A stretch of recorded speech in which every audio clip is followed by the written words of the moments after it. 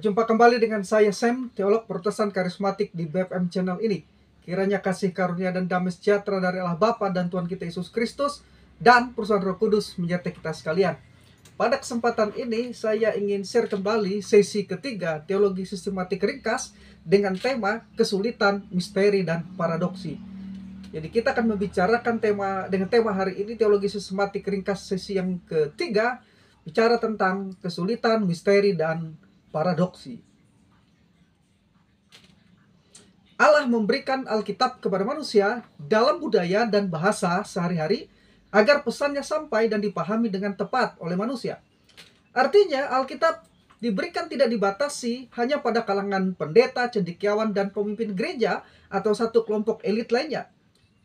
Bahkan sekalipun kita membutuhkan para sarjana untuk menolong kita memahami bagian-bagian yang sulit dari Alkitab, tetapi makna yang esensial atau makna terpenting dari pesan Alkitab itu sendiri biasanya sudah cukup jelas jika kita mempelajarinya dengan tulus dan dengan teliti. Nah, terkait dengan pernyataan saya di atas khususnya pada kalimat bagian akhir, agar tidak disalahpahami, maka ada beberapa hal yang perlu saya jelaskan dan tegaskan lagi. Yang pertama, kejelasan Alkitab dan sifatnya yang mudah dipahami bukan berarti kita boleh menafsirkan Alkitab sekehendak hati kita, semau kita sendiri. Sebagai seorang Kristen, kita tidak diperkenankan berlaku ceroboh dengan menafsirkan Alkitab semaunya, seenaknya, sekehendak hati, sesuai dengan keinginan kita. Tafsiran yang benar atas Alkitab harus sesuai dengan maksud penulis kitab. Sekali lagi, tafsiran yang benar atas Alkitab harus sesuai dengan maksud penulis Alkitab. Barulah kemudian setelah kita dapat memahami dengan benar maksud dari penulis Alkitab, kita dapat menarik kesimpulan untuk aplikasi bagi kehidupan kita.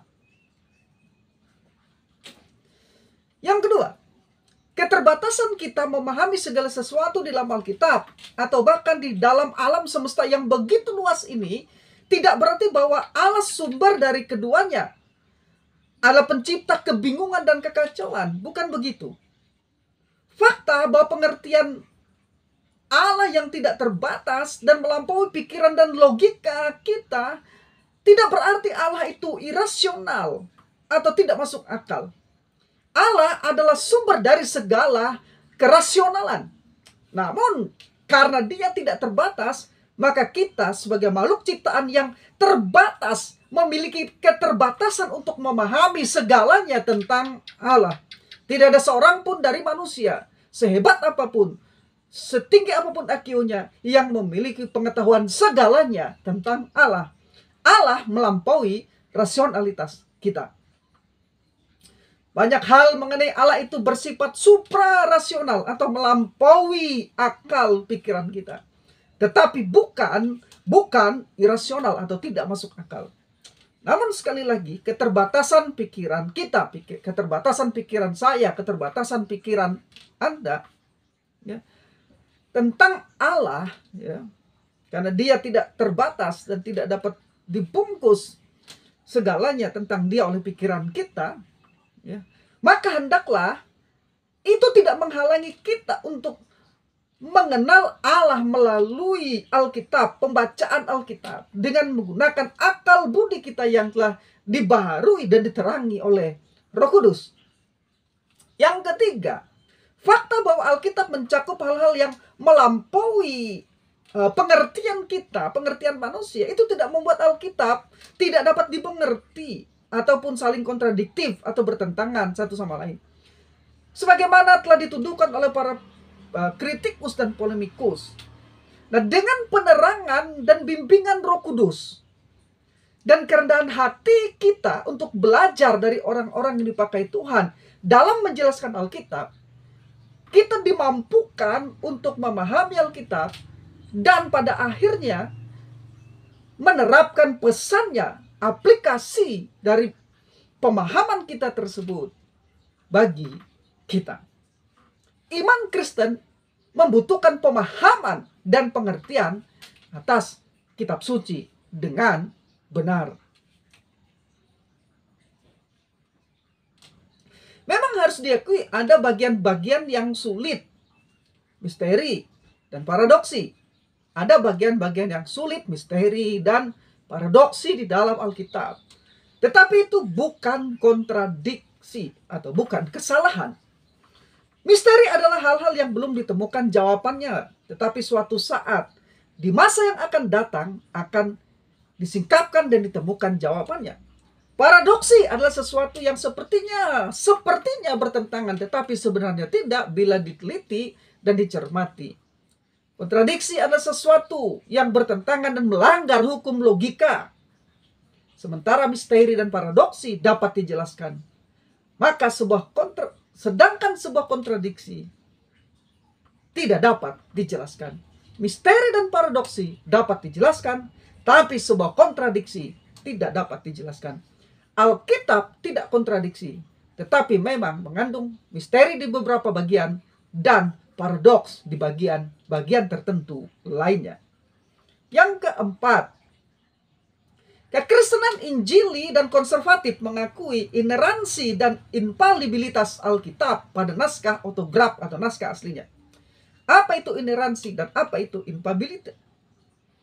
Ineransi Alkitab berarti bahwa Alkitab tidak mengandung kekeliruan, sedangkan infalibilitas berarti bahwa Alkitab bebas dari kecenderungan melakukan kesalahan.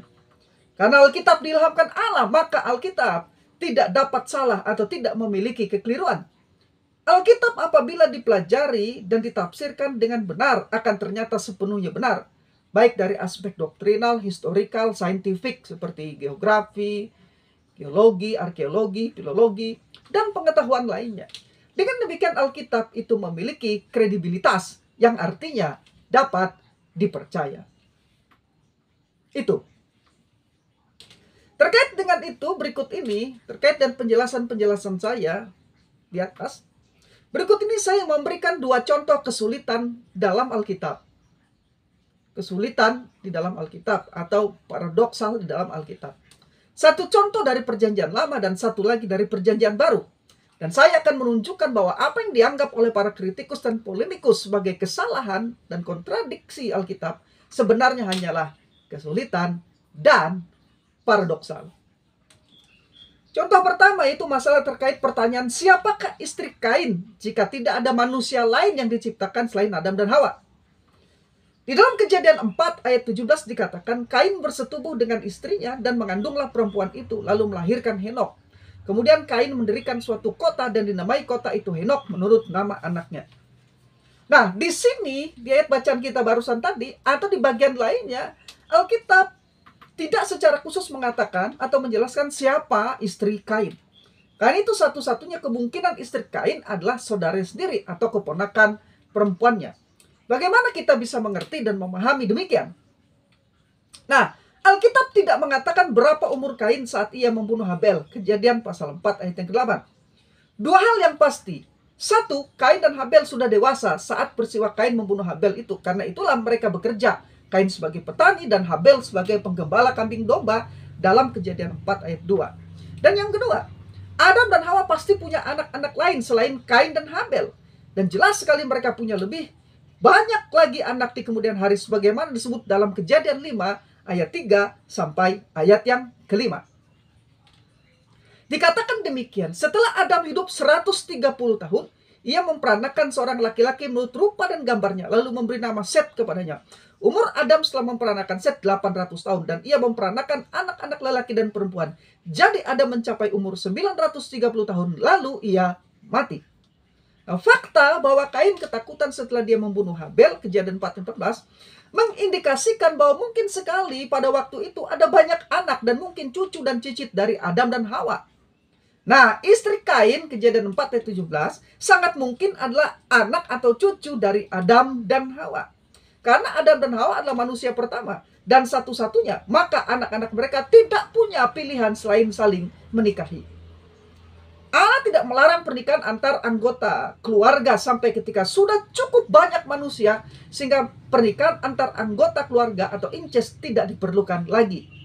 Imamat 18 ayat 6 sampai 18 menjelaskan, incest atau pernikahan antar saudara sering mengakibatkan kelainan genetika. Kita menyadari ini dari saintifik. Kelainan genetika pada anak-anak karena ketika 2 orang dengan gen yang sama, saudara laki-laki dan saudara perempuan menikah, Berhubung gen mereka sendiri sudah memiliki cacat yang sama, anak-anak mereka akan mengalami kelainan genetika. Ketika pasangannya berasal dari keluarga yang berbeda, sangat kecil kemungkinan bahwa keduanya akan memiliki cacat genetika yang sama. Nah, setelah berabad-abad, kode genetika manusia semakin lama semakin terpolusi. Tentu saja ada kaitannya dengan dosa dan kejatuhan manusia. Ya, seiring dengan berlipat gandanya cacat genetik yang diturunkan dari generasi ke generasi berikutnya. Adam dan Hawa, perhatikan baik, tidak memiliki cacat genetika, sehingga memungkinkan mereka dan beberapa generasi mula-mula untuk memiliki kualitas kesehatan melebihi apa yang sekarang kita miliki. Anak-anak Adam dan Hawa hanya memiliki sedikit kalaupun ada cacat genetika. Karena itu mereka bisa menikahi anggota keluarga dengan aman. Kelihatannya aneh dari sudut pandang manusia modern saat ini, bahkan mungkin menjijikan saat memikirkan bahwa istri Kain adalah saudara perempuannya sendiri. Namun pada awalnya, perhatikan, pada awalnya ketika Allah menciptakan seorang pria dan seorang wanita saja di generasi pertama, maka generasi yang kedua tidak punya pilihan selain saling menikahi anggota keluarganya. Namun seiring berjalannya waktu, generasi-generasi berikutnya jumlah manusia sudah cukup banyak dan sudah mulai terjadi kerusakan atau kecacatan gen, maka Allah kemudian memberi pengaturan dalam kitab Imamat 18 ayat 6-18 bahwa pernikahan antar anggota keluarga tidak diperlukan lagi atau tidak diperbolehkan lagi. Itu penjelasan tentang siapa istri Kain. Contoh yang kedua, masalah yang terkait dengan pertanyaan penyembuhan orang gila di Gadara atau di Gerasa. Ayat rujukannya Matius 8 ayat 28-34, Markus 5 ayat 1-20, dan Lukas 8 ayat 36 sampai ayat yang ke-39. Ini merupakan bagian Alkitab yang seringkali dipakai oleh para kritikus dan polemikus untuk menunjukkan ada kekeliruan di dalam Alkitab. Karena terdapat dua perbedaan pokok dalam laporan tentang penyembuhan orang gila ini yang memuat rincian yang berbeda sehingga dianggap sebagai masalah, kekeliruan, kesalahan, atau kontradiksi dalam Alkitab. Yaitu bahwa satu Matius mencatat ada dua orang gila, sementara Markus dan Lukas menyebut satu. Yang kedua, masalah yang kedua, Matius mencatat penyembuhan itu terjadi di Gadara, sementara Markus dan Lukas menyebut di Gerasa. Nah, pertanyaannya, bagaimana kita menyelaraskan laporan yang berbeda ini? Karena kita yakin bahwa Alkitab tidak mungkin salah dan Alkitab tidak mungkin kontradiktif. Karena Alkitab itu diinspirasikan dan berasal dari Allah. Para penulis Alkitab diilhami Allah, mereka mendapatkan inspirasi lalu menulis di bawah tuntunan Roh Kudus sehingga tulisan mereka terhadap kitab suci tidak mungkin salah dan tidak dapat salah. Karena Allah memelihara firman-Nya. Nah, lalu bagaimana kita menjelaskan kedua laporan yang berbeda itu? Pertama-tama, laporan Matius yang menyebut dua orang tidaklah bertolak belakang dengan laporan Markus dan Lukas yang menyebut satu orang yang kerasukan setan. Karena memang ada dua yang kerasukan setan seperti yang dilaporkan oleh Matius. Tetapi Markus dan Lukas lebih memusatkan perhatian kepada yang lebih menonjol. Karena satu orang tersebut dirasuk banyak roh jahat yang menamakan diri mereka legion. Jadi memang ada dua orang gila, tapi Markus dan Lukas lebih memusatkan perhatian pada satu orang yang dirasuk lebih banyak roh jahat yang menamakan dirinya legion. Sebagai analogi, misalnya untuk memperjelas ini, sebagai analogi, suatu ketika telah terjadi kecelakaan tunggal sebuah mobil dengan penumpang 5 orang. Seorang jurnalis inisial A datang lebih awal untuk meliput dan memberi laporan bahwa 5 orang yang ada di mobil itu, 1 orang meninggal. Dari 5 orang yang ada di mobil itu, 1 orang meninggal. Sedangkan jurnalis B yang datang 2 jam berikutnya di belakang jurnalis A melaporkan bahwa dari 5 orang yang ada di mobil itu 2 orang meninggal. Jurnalis A mengatakan 1 orang meninggal. 2 jam kemudian jurnalis B mengatakan 2 orang meninggal. Nah, pertanyaannya mengapa laporan kedua jurnalis ini berbeda untuk kasus kecelakaan mobil yang sama? Jawabannya sederhana. Memang benar bahwa pada waktu jurnalis A datang hanya ada 1 yang meninggal. Tetapi 2 jam kemudian ketika jurnalis A pergi dan jurnalis B datang, 1 penumpang yang dalam keadaan kritis darurat meninggal. Sehingga dalam laporan jurnalis B ada 2 orang yang meninggal. Dalam kasus ini jurnalis A tidak keliru karena ia fokus melaporkan apa sebenarnya terjadi saat ia meliput kecelakaan itu. Kira-kira begitulah situasinya. Namun masalah terkait penyembuhan orang gila di Gadara ini belum selesai. Bagaimana dengan masalah lokasi tempat kejadian peristiwa ini? Matius menyebut Gadara, sementara itu Markus dan Lukas menyebut Gerasa. Mana yang benar? Tentu saja keduanya benar. Nama Gadara adalah ejaan yang benar. Tetapi lambat laun orang-orang mengejanya menjadi Gerasa. Dan nama Gerasa itu akhirnya lebih populer di kalangan masyarakat saat itu. Hal ini tidak heran sebab dalam abjad Ibrani, huruf Dalet atau huruf D dan bentuk res atau huruf R sangat mirip. Oleh sebab itu, jika nama tersebut disalin dalam abjad Ibrani atau Aram ke dalam huruf Yunani, maka Gadara mungkin saja dieja secara keliru menjadi Gerasa. Namun ejaan ini sangat populer saat itu. Sebagai contoh, analogi lagi, di Indonesia kota Yogyakarta lebih dikenali dan populer dengan sebutan Jogja. Jadi ketika saya menyebut Jogja atau orang lain menyebut Jogja, maka yang dimaksud adalah Yogyakarta. Tidak ada yang lain. Sehingga orang tidak mungkin berpikir tentang kota yang lain. Nah, begitulah kira-kira ketika orang menyebut Gerasa, maka yang dimaksud adalah Gadara. Nah, namun yang terpenting terlepas dari perbedaan laporan tersebut, faktanya semua laporan, baik yang disampaikan oleh Matius, Markus, dan Lukas, sependapat bahwa semua roh jahat yang merasuki orang gila itu pindah ke dalam kawanan babi, yang menyebabkan babi-babi tersebut terjun dari tepi jurang ke dalam danau dan tenggelam, dan orang yang dirasuk banyak setan itu sembuh, menjadi sadar dan waras kembali. Dengan demikian, apa yang dianggap kesalahan dan kontradiksi oleh para kritikus dan polemikus itu sebenarnya adalah kesulitan, misteri, dan paradoksi. Inilah yang kita bicarakan tadi di atas. Kesulitan, misteri, dan paradoksi. Di dalam teologi, ketika kita membaca Alkitab, kita tentu akan menemukan kesulitan, misteri, dan paradoksi. Tapi jangan putus asa. Kesulitan tidak sama dengan kesalahan. Misteri juga tidak sama dengan kekeliruan atau ketidakbenaran Alkitab. Paradoksi juga tidak sama dan kontradiksi. Tapi semua itu, baik kesulitan, misteri, dan paradoksi, ada jawabannya. Kita hanya perlu berusaha lebih lagi, belajar lebih lagi, dan mencari tahu, menggali lebih dalam lagi apa yang Allah maksudkan. Kita akan mendapatkan keharmonisan di dalam pernyataan-pernyataan kitab suci. Dan kita akan semakin takjub.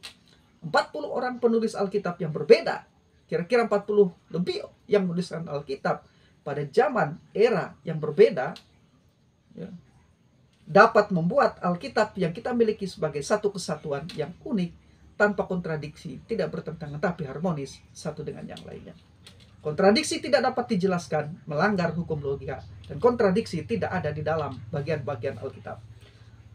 Kesulitan, misteri, dan paradoksi tidak melanggar hukum logika. Ada bagian-bagian Alkitab yang sulit, misteri, dan paradoksi. Tapi bukan kesalahan atau kontradiksi. Kesulitan bisa dicari solusinya.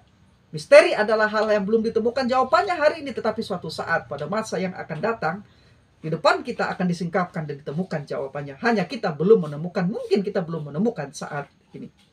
Paradoksi bukan kontradiksi. Kontradiksi tidak dapat dijelaskan, sedangkan paradoksi dapat dijelaskan. Kontradiksi itu melanggar hukum logika. Dan Allah, sumber dari segala kerasionalan yang logis, tidak mungkin memberikan firman yang melanggar rasionalitas. Dia adalah sumber dari kerasionalan. Paradoksi sepertinya bertentangan, tapi bila diteliti, bila digali, bila dicermati, maka akan ditemukan penjelasannya. Karena itu, Bapak Gereja Augustinus memberikan pernyataan yang tegas mengenai situasi seperti itu. Ketika kita menemukan kesulitan, misteri, paradoksi. Jika kita bingung karena adanya hal-hal yang kelihatannya seperti bertolak belakang di dalam Alkitab, kita tidak boleh berkata pengarang kitab ini salah. Tetapi bisa jadi, 1, manuskrip atau salinan kunonya yang cacat. 2, penerjemahan yang keliru. Atau yang ketiga, memang kita belum mengerti, belum mendapatkan pengertian. Saudara-saudaraku yang dikasihi oleh Tuhan, Jadi dengan demikian ketika kita mempelajari dan membaca Alkitab, kita menemukan kesulitan, misteri, dan paradoksi. Ingat, itu bukan kesalahan dan juga bukan kontradiksi. Tidak ada kesalahan, kekeliruan dalam Alkitab, dan tidak ada yang kontradiksi di dalam Alkitab. Demikian sesi teologi sistematik ringkas yang ketiga hari ini. Saya Sam, teolog Protestan karismatik.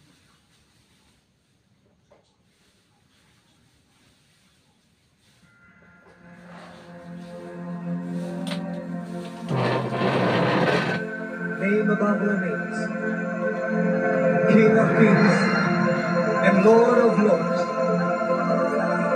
Satu nama yang menyelamatkan, satu nama yang menyucikan, satu nama yang membangkitkan hidup kami. Nama Yesus Kristus